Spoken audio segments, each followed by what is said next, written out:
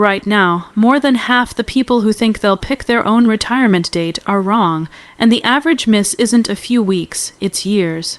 And almost nobody sees it coming until the floor is already gone. Here's the number that should stop you mid-scroll. Most working adults expect to choose the day they walk away from their job. Government survey data says otherwise. The typical exit happens years before the number people wrote down on their worksheet, and only about 1 in 5 of those early exits was actually a choice. The rest were forced, a diagnosis, a layoff notice, a parent who suddenly needed full-time care. That's not a retirement. That's a surprise landing with no runway left underneath you, and here's the part that's genuinely going to bother you. The people this happens to weren't careless.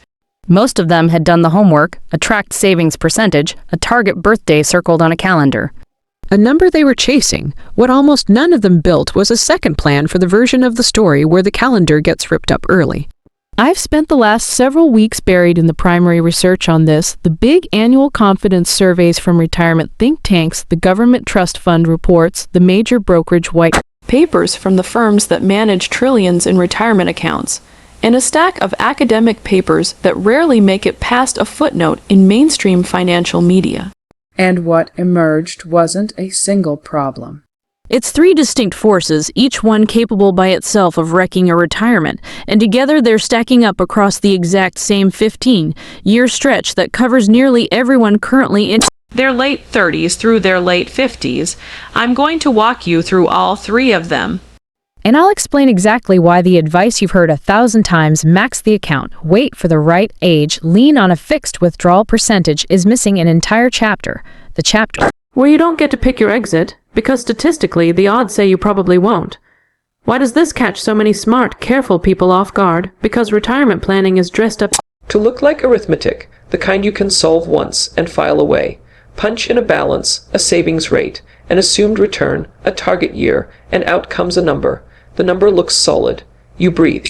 Easier, but that number is quietly a bet that 5 completely unrelated systems will all behave for the next 15 or 20 years. Your body, your employer's next reorg, the market, Government and the insurance industry. History is not kind to 5 system bets, and the way those systems tend to fail together sits buried in datasets that basically no retirement calculator I've ever opened bothers to account for. Here's the picture I keep returning to. Imagine you've charted a road trip. Destination, retirement, arriving on schedule at a clean, round age. Skies look fine on the map. The tank reads full. But here's the catch about that fuel gauge. Researchers have quietly documented for years that it tends to read 3 to 5 years more optimistic than reality. And somewhere past the bend in the road, hidden from where your headlights reach, sits a stretch of terrain nobody marked on the map, a multi-year gap with no employer health coverage, a public program that hasn't kicked in yet, an insurance marketplace in 2026 where the price supports that used to keep monthly premiums bearable just disappeared, and a federal retirement fund working against a countdown clock that most people treat as some far-off government abstraction. This is not a distant abstraction, some bureaucratic footnote you can safely ignore for another decade. I'll hand you the actual date later in this video, and I'll break down why I'll just work a couple extra years to catch up. Might be the single riskiest sentence in personal finance, but first, the real shape of this problem, because it's not shaped the way most people picture it. There's a case I keep coming back to. Call him Marcus, 50, 3 years old, roughly $250 million sitting in his workplace account and a plan that looked airtight on paper. 12 years of runway left before his target birthday at 65. He planned to keep the contributions maxed, hold the line on discipline, and steadily shrink whatever gap remained. His financial advisor signed off on the math. His spouse was on board with the timeline. He felt, in his words, on track. At 56, Marcus tore his rotator cuff falling from a ladder while cleaning gutters. Nothing life-threatening, but it sidelined him from the physically demanding side of his job for 4 months. While he was recovering, his company quietly restructured. He came back to a role that no longer existed in its old form, and the replacement offer paid roughly 15% less. He took it because the job market for someone his age in his field wasn't nearly as forgiving as he'd once assumed it would be back when he first drew up the plan. His target birthday slid. 12 years became 15. Updated his spreadsheet and moved on. 18 months after that, a second layoff wave hit, and this time Marcus was on the list. He was 58.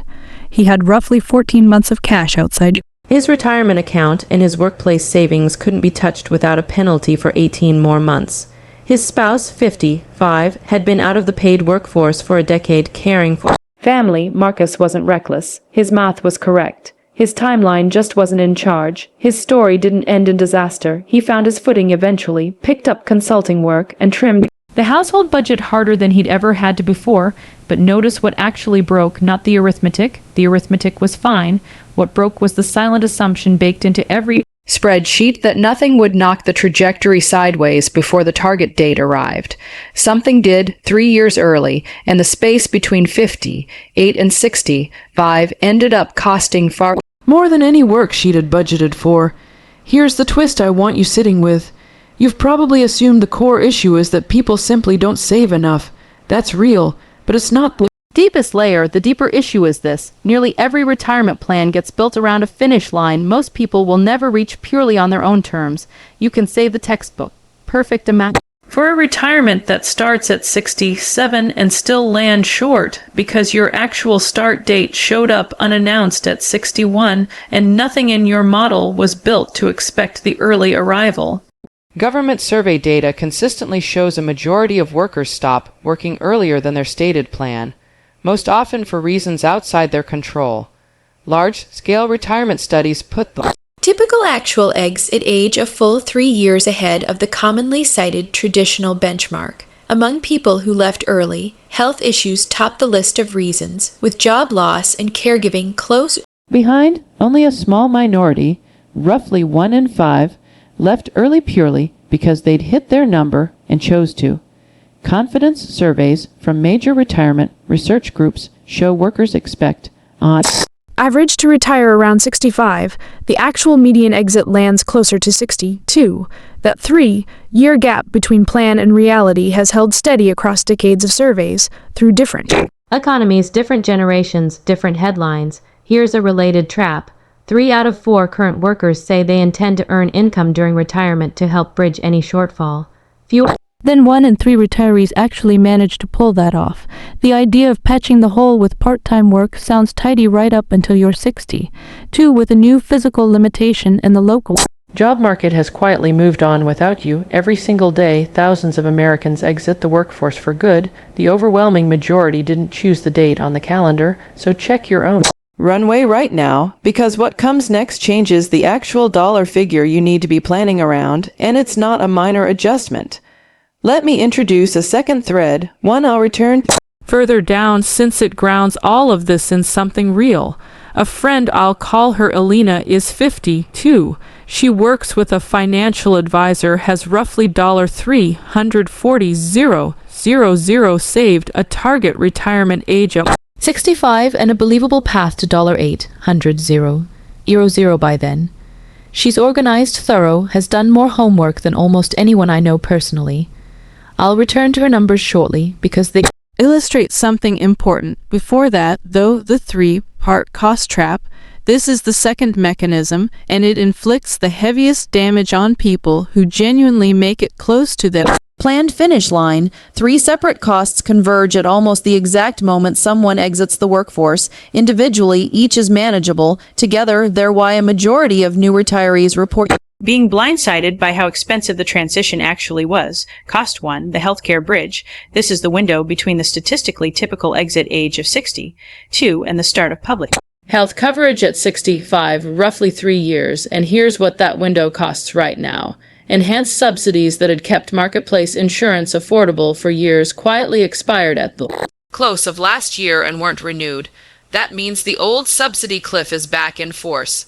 Anyone earning above a fairly modest income threshold pays full freight for coverage, and in some regions that runs past $1,500 monthly right at 62. Using standard age-based pricing multipliers, average benchmark premiums climb from roughly $1,700 a month 62 toward a bit over $1,100 by 63 and settle near $1,100 to $1,200 through the mid-60s.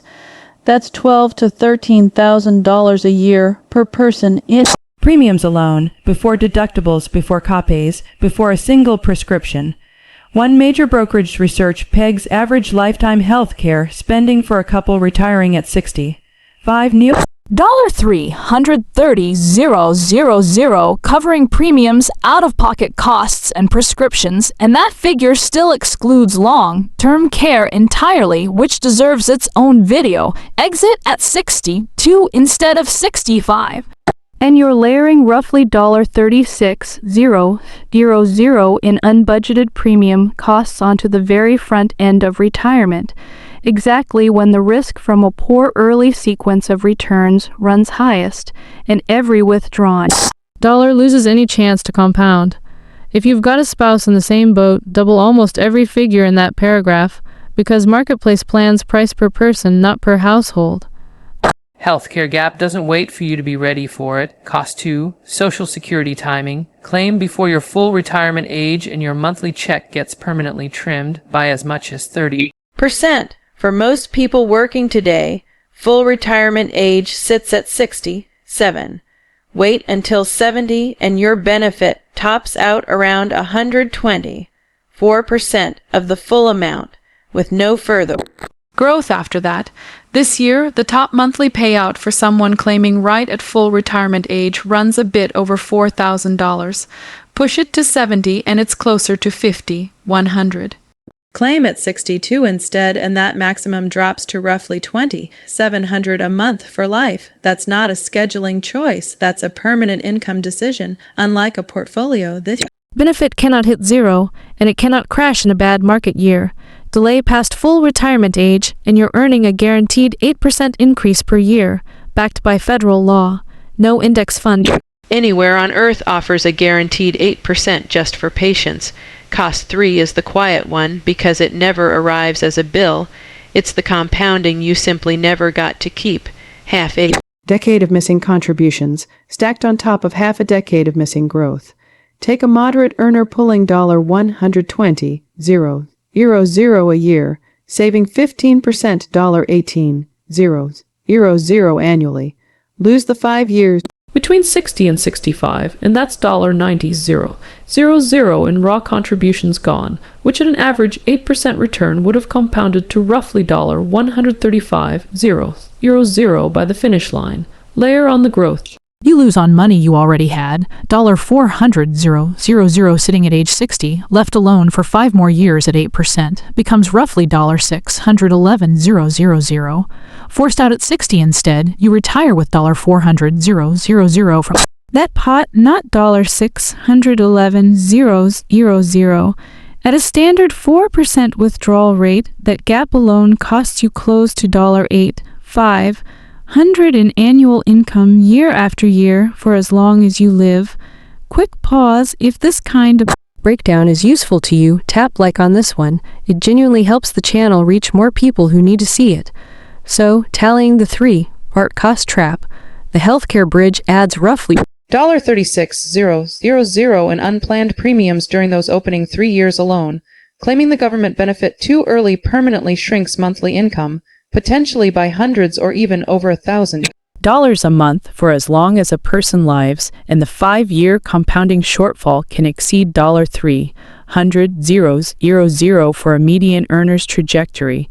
All three lean on the same broken assumption that person can simply work a little longer to close any gap. That assumption is the miscalibrated fuel gauge from earlier, and it fails exactly when people need it most. Like this video right now, if it changed how you're thinking about your own timeline. And if you're new here, this is Winds of Thought. Subscribe, because the next one goes even deeper into the withdrawal. Rate math we only scratch the surface of today.